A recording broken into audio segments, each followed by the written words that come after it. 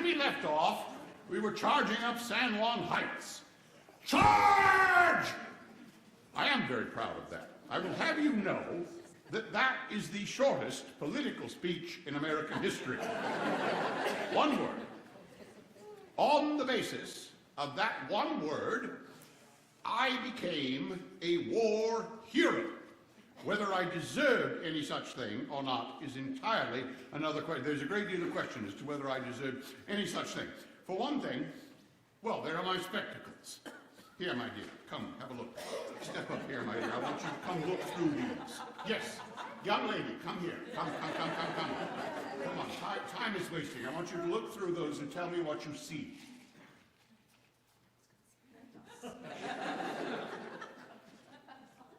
It's terrible, isn't it? Yes. Kind of foggy. Thank you very much. That, my dear, is what I see without them. And that is a very serious matter. There's no laughing about this, because in Cuba we were in deep jungle. I was terrified that I should break my spectacles or lose them, and consequently lose my soldiers and be court-martialed. So I had to carry 11 extra pair, in fact, in the rim of my hat, in the lining of my coat, and the tops of my boots. I was terrified that I should lose them. And then, of course, there was the matter of my sword. Actually, the proper nomenclature is saber for a cavalryman. Now, I was an officer, lieutenant colonel, thank you very much. I was therefore entitled to carry a sword. I thought it romantic to carry a sword, and I therefore carried a sword. I quickly discovered that the only thing that it was good for was to get caught between my feet and make me fall down, usually in front of the men. Now, therefore, I claim this much credit, however. Within one day, 24 hours, I lost it. And therefore, I did not have to admit what a fool I had been to bring the thing in the first place. I was very lucky in Cuba to be able to send and receive mail. My darling Alice, I was very glad to get your letter and to hear of all that you had done. I have had a very hard and dangerous month. I've enjoyed it too, in a way, but war is a grim and fearful thing. It is strange to see Nicanor lie dead in his harness when Nicanor and you have that morning spoken together with eager longing of glory and honor to be won or lost, and of the loved ones who will be thrilled or struck down according as the event of the day goes. Worse still is the awful agony of the field hospital where the wounded lay day and night in the mud, drenched with rain and scorched with the terrible sun, while the sky overhead is darkened by the whirling vultures. And the stream of staring fugitives, the poor emaciated women and little tots of children, some like Archie and Quentin. One poor little mite still carried a canary in a little cage. My men are fierce and terrible in battle, and they are not well fed, but they gave half they had to the poor women and children. I suppose a good many of them thought, as I did, of their own wives or sisters or little ones. War is often, as this one is, necessary and even righteous, but it is terrible. Your loving father. It has always been that way with my father. I've been able to hear when I was president, and I had a terribly difficult decision to make, and did not know what to do. I had only to think, what would my father do? And I can hear his voice, just as I can hear the sound of his heels on the floor. He taught me, I believe, all the really great lessons of life before I was 10 years of age. And the greatest of all of these is this: there is not one among us who does not at some time need a hand to be reached out to him. And therefore shame on us, shame indeed, if we are not willing to reach out our hand to our brother in his hour of need. He was the best man I ever knew. And he died, as men must. But he died very suddenly and unexpectedly when I was 17 years of age. I was a student at Harvard University at the time. I received a telegram. They told me that he was ill. I rushed home. I got on the train, and when I saw him, I did not believe it. He met me at the train station. I could see him standing on the platform, tall, strong, mighty. And in 3 days, he was dead of stomach cancer. Most of my life, I have kept a diary. Oh, my father, how I shall miss your wise counsel. If it were not for the certainty that he is not dead, but gone before, I believe I should perish or go mad. But I did not perish, and in spite of what some of my critics have said, I did not go mad. And the reason was that even here, I could hear his voice, seize the day, get action, never dwell on sorrow. I did that. I went back to college. I worked as hard as I could. I worked all night long sometimes so that I should not have to think of my sorrow. I joined the teams, the debating society and the social clubs. I joined the athletic teams, the rowing team and the boxing team, and I am very proud to say that I was almost lightweight champion of Harvard. Almost. There was one very skinny little fellow who could hit harder and faster than I could. I don't remember what doesn't matter what his name was because he never came to anything in life. But I went on from there.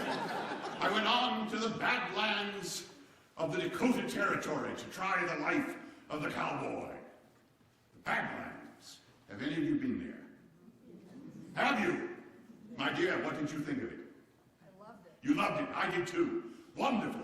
It was, would you agree with me that it was beautiful without being pretty? Grimly beautiful. I used to say that it looked like Edgar Allan Poe sounds. Wonderful, wonderful grim beauty, the strange and bizarre shapes carved out of the bluffs and the canyons by the winds over thousands of years, casting those wonderful shadows at sundown. Grisly, grim, but terribly, terribly beautiful. Here, I brought with me some photographic proof of my career. Here I am, in all of my cowboy splendor, with my horse and my hat and my chaperos and my pistols and my lariat, and I don't know if you can see them from where you are seated, my spectacles. It was because of my spectacles that I was obliged to endure all of the usual nicknames with which I'm sure you are familiar. Four Eyes, Storm Windows, etc., etc. Yes, there we are. My friend here agrees entirely. Yes, although I must tell you, my friends, that my real nickname in the Dakota Territory came about in an entirely different way. One day, we were chasing some cattle. It was the springtime, we were bringing in the yearlings for branding, we had corralled them all, and they suddenly spooked. They burst loose out of the corral and went racing away. And my two men, the two men who worked for me, got on their horses to go after them, but they were going rather slowly. And I felt terrified that I saw all of my profits, you see, disappearing over the crest of the hill. So I stood up. I was on horseback myself at the time, and I stood up and I yelled to my men as loudly as I could yell, "You men! Hasten forward quickly there!" Yes, that was their reaction. One man fell entirely off his horse. He thought it was so funny. And I never lived it down. Years later, when I had become a hero in the Cuban War, the whole world called me Colonel. Or years after that, when I was president, the whole world called me Mr. President. Very respectful, you know. But I would go back and visit my friends in the Dakota Territory, and they would always say, "Well, here comes old Hasten Forward quick." I never lived it down. Never. The teddy bear. Now, my dear young lady, here you are. Will you hold this for me? I shall want it back. In the year 1902, I went on a bear hunt. It was my intention to shoot a bear. It was my intention to shoot several bears, if I possibly could, but I could not find one. I was in Mississippi, outside a wonderful little village called Onward, Mississippi, a wonderful little town. But I could not find a bear. It was cold, it was raining. We rode uphill and downhill and uphill and downhill for 3 days, and the dogs never even got scent of a bear. So, my guide, in an effort to please me, managed to catch in a trap a very old and very sickly female bear. This poor creature was obviously dying, and obviously in great pain, and he chained her to a tree so that I could shoot a bear. I was so outraged at this that I swore. I could not imagine looking my children in the face if we had with us a cartoonist, a man by the name of Cliff Berriman, and he drew, to commemorate this event, he drew this cartoon. Now, you will permit me to say that he's made the figure perhaps a trifle stout, but awfully noble, you see, refusing to shoot. And see what else he's done. In the picture, he's made it a cub, a cute little baby bear. In real life, it was a very old sow. But I suppose that is poetic license. In any event, this cartoon appeared in many newspapers, and when I got back to Washington, D.C., I discovered a letter was waiting for me. A man in New York City, whose name was Morris Mitcom, had written me a letter. He said that he had seen this cartoon, and he wanted to know, he told me that he was a maker of toys for children, and he wanted to know, would it be all right with me if he would make a bear, a toy for children, and name it after me? Well, I did not understand. I thought he meant he would call the thing Roosevelt, you see.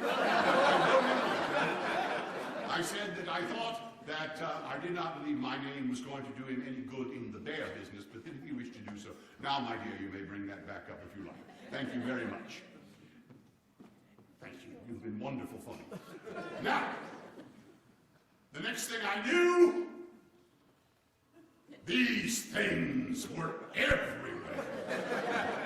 Trees 300 feet high, 3,000 years old. Those trees were old when Julius Caesar walked on Earth. I camped out among those trees with John Muir, the great naturalist. We lay in our sleeping bags and gazed up at the winter stars through the canopy of those trees, and I can tell you that no cathedral ever conceived in the passion of the Middle Ages is as great and as grand a testament to God's grace as those mighty trees. They said you can't do that. There's no law that gives you the right to create, simply by declaration, a national park. I said there is a law, the Newlands Reclamation Act of 1902, that allows me to create a presidential bird sanctuary. Is there not? They said, well, yes, there is. I said, I hereby declare that the floor of the Grand Canyon is a presidential bird sanctuary. I said, there is a law, the Antiquities Act of 1907, which will allow me to declare a presidential monument. Is there not? They said, well, I suppose that. I said, I hereby declare the walls of the Grand Canyon a presidential monument. Next case. You do what you can with what you've got, where you are.